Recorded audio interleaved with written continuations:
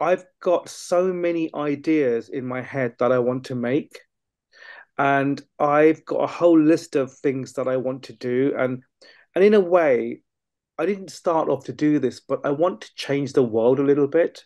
I want to make things, as an artist, I can see that we can show a mirror to the world.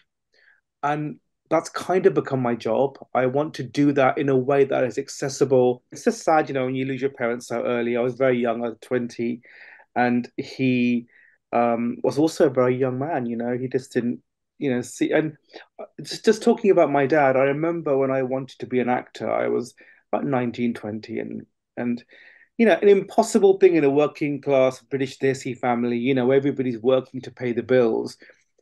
My mom was like, "This is a no way. Absolutely no way. You are going to become a doctor."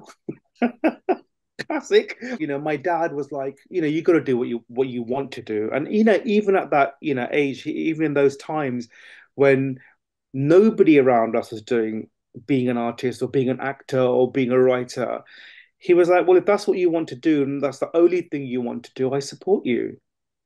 And that was an amazing thing to have, to be honest with you. He used to work for Mars.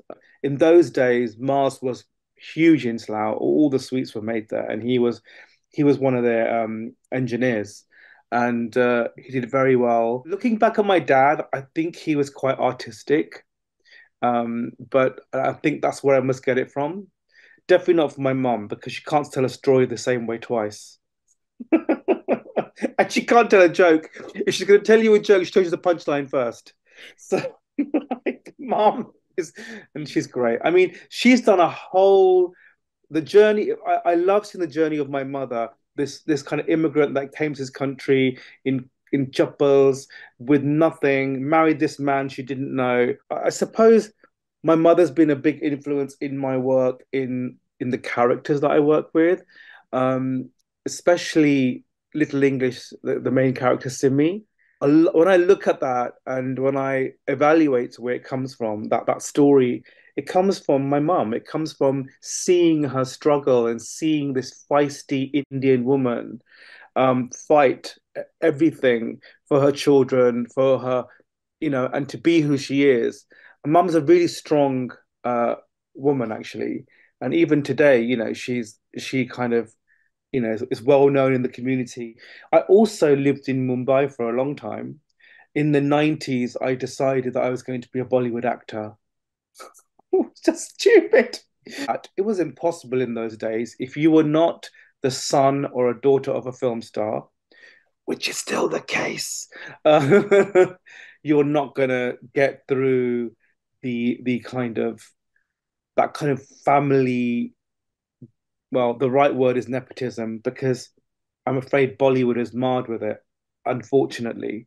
And it wasn't my thing. I just thought I wanted to do it because I loved the films, but actually, what I loved doing was writing and directing. And that's where I found the love for it because I started to work behind the camera and I started to come back to England and just by accident, I was still involved with the actor fraternity here. I said to my friends, we should do something. We should like make something about us.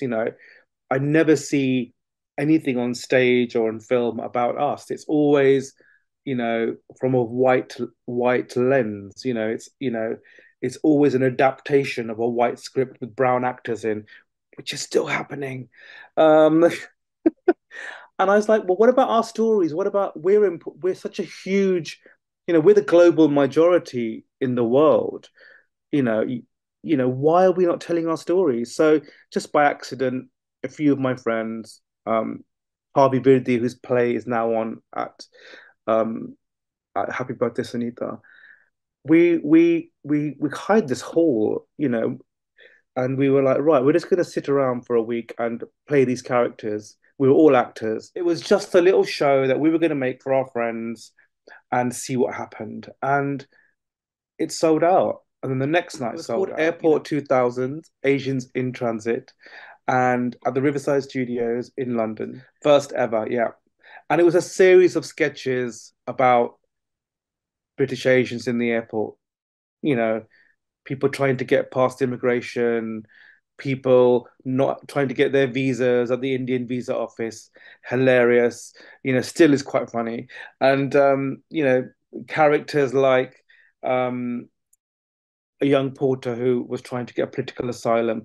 All of these kind of political things that were happening at the time, we made this into a funny comedy show, and it sold incredibly well.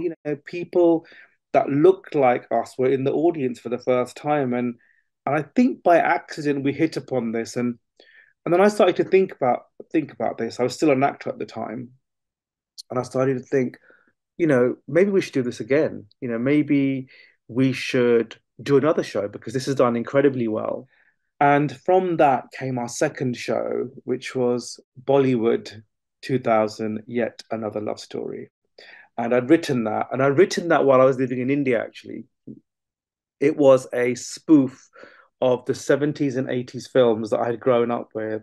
Shanti, the Stoic Mother, Ajay Vijay Ayenge, Umrao Jan, all kind of put together in this ridiculous pastiche. But it was also political because it was talking about, the role of women. There were dialogues in it like, I'm the mother of the hero. I'm only 34 and he's 55. And we did them in a really funny way that was humorous, but also made you think about, the industry. And it did incredibly well. We sold out 3 weeks, literally, and actually the show made money. And for the first time, we all got paid. And I think that was the start of the company. That's when I went, okay, this is not a fluke.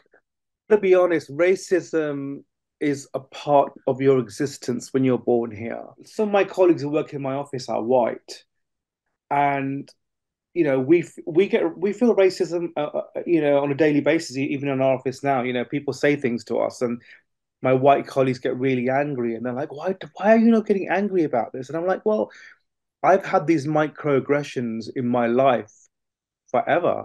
You cannot get angry about it. You have to kind of find a way through it.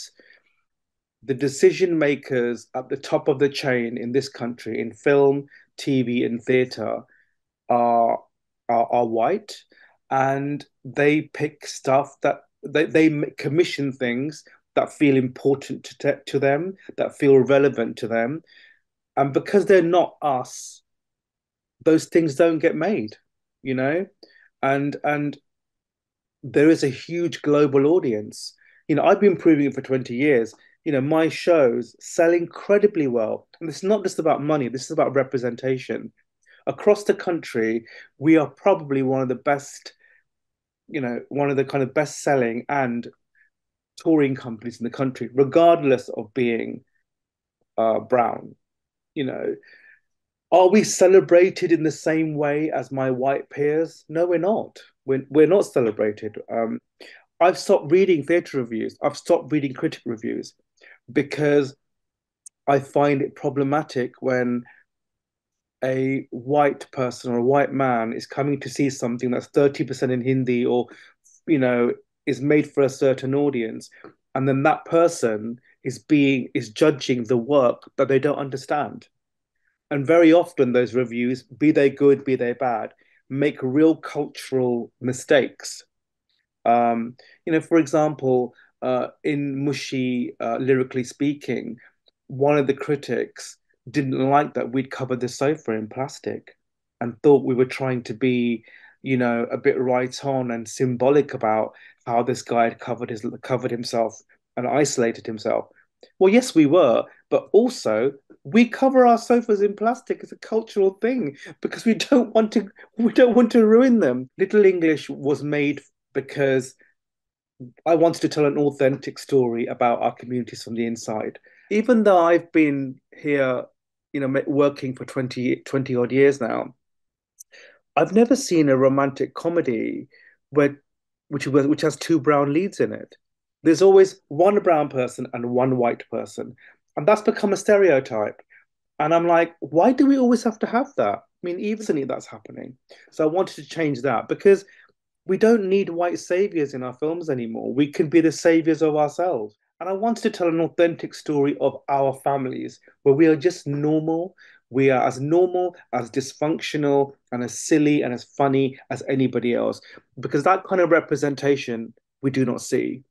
And I think that's what people have liked, and that's what I'm hearing. I think the reason Happy Birthday Sunita really resonates with audiences is that that's your family, all the secrets come out in one day. There's a 40th birthday party of Sunita who is reluctant to celebrate, and all the skeletons come out of the cupboard in one day.